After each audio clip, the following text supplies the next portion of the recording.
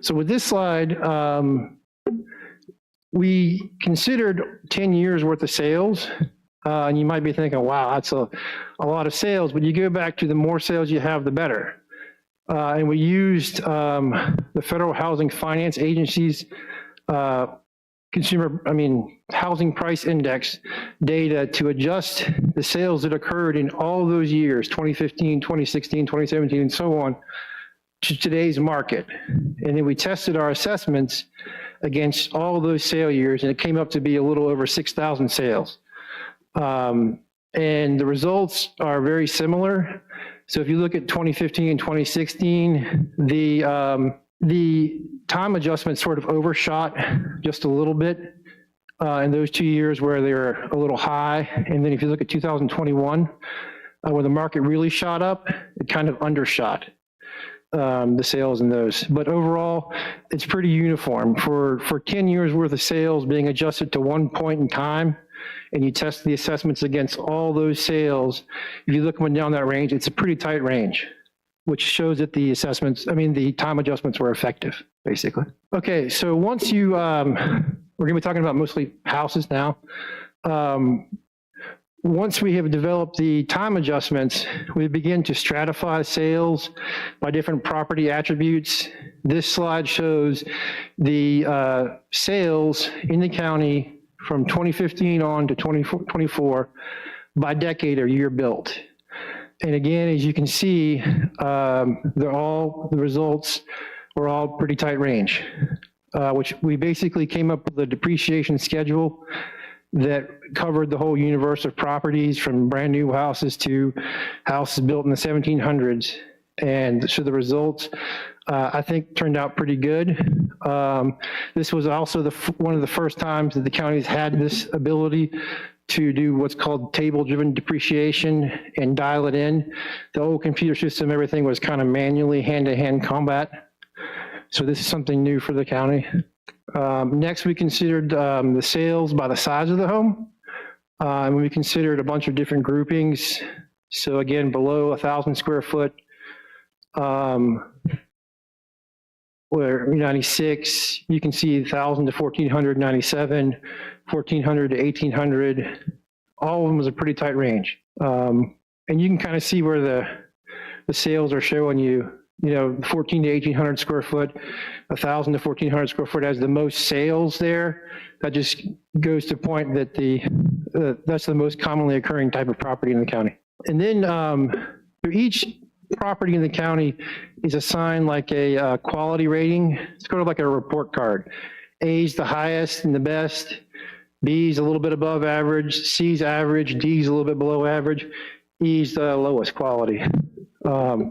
So again, they're all pretty tight range, except for the one outlier, which is A, but you only had 3 sales of those. And that's this is over 4 years.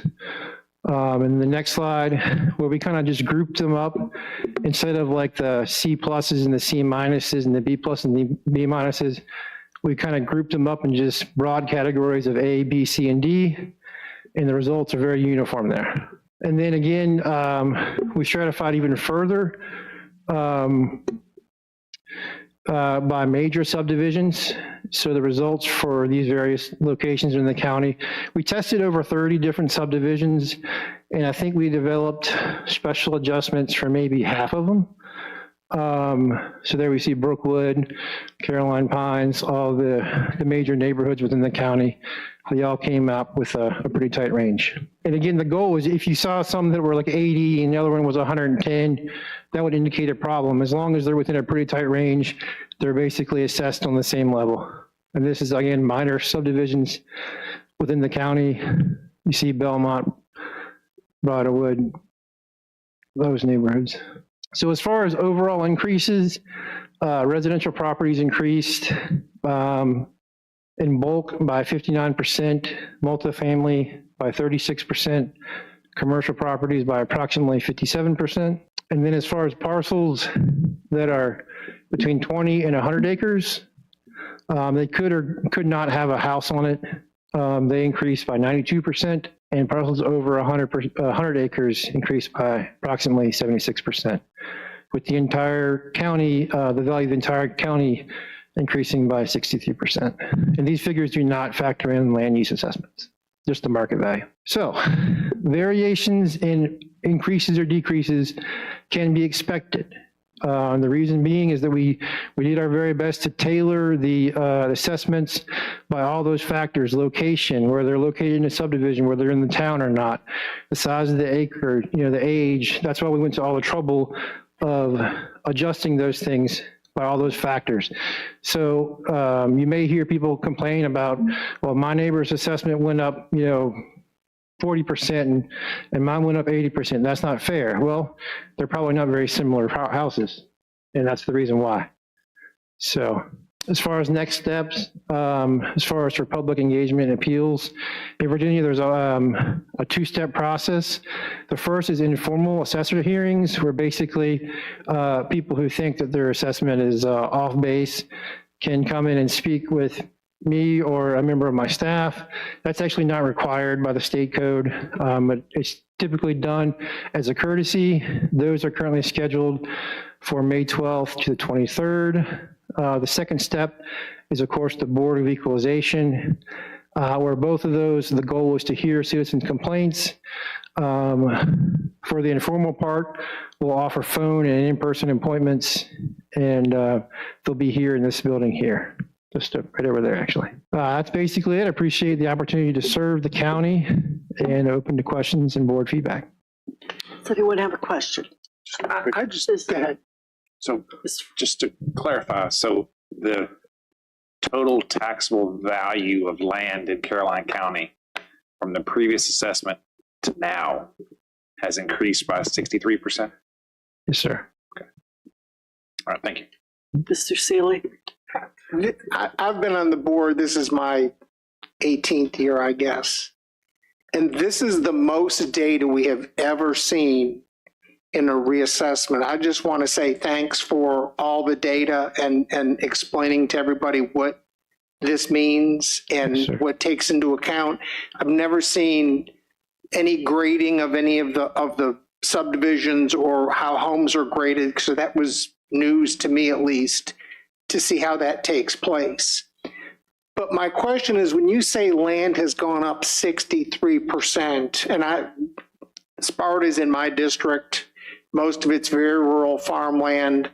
I've seen some of the sale prices. There's been a few that have been really high. There's been a few that are just, up $10,000, $15,000 over what the average person would actually expect to spend for 50, 80, 100 acres. So when you say that, so is it 63% more than the last assessment? Well, there hasn't been a market value correction to the assessments for 4 years. So that's the first thing that I would point out. And then the 62 or 63%, that's the total value of the county, including land and buildings. So in some cases, the land will have increased 62%, but in other cases, depending on the size and the location, it may have just gone down a hair, or it may have gone up 10, 20, 30%. Because we studied it, based on size and location and, of course, zoning. So there's no blanket thing. So no, I don't think the typical 30 acre tract went up 62%.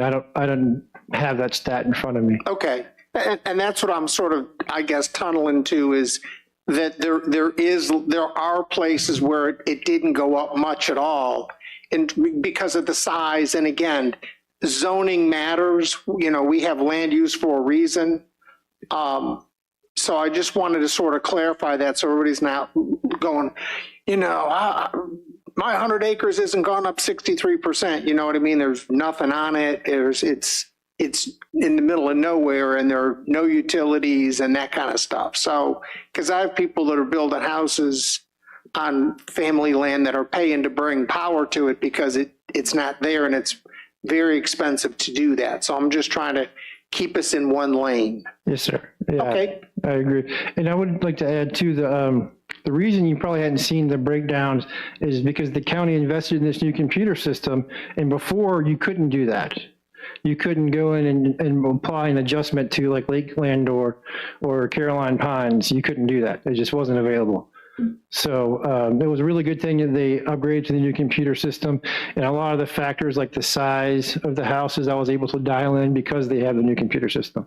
And also it made the valuing of the land, it's different, slightly different method, but it's more uniform. So for example, in the county, rural parts of their county, there's really only like 3 different land schedules, ones that are close to town and ones that are kind of rural out, and then some that are in town, you know, so it's very uniform. Thank you. Yes, sir. Anyone else? So that takes us down to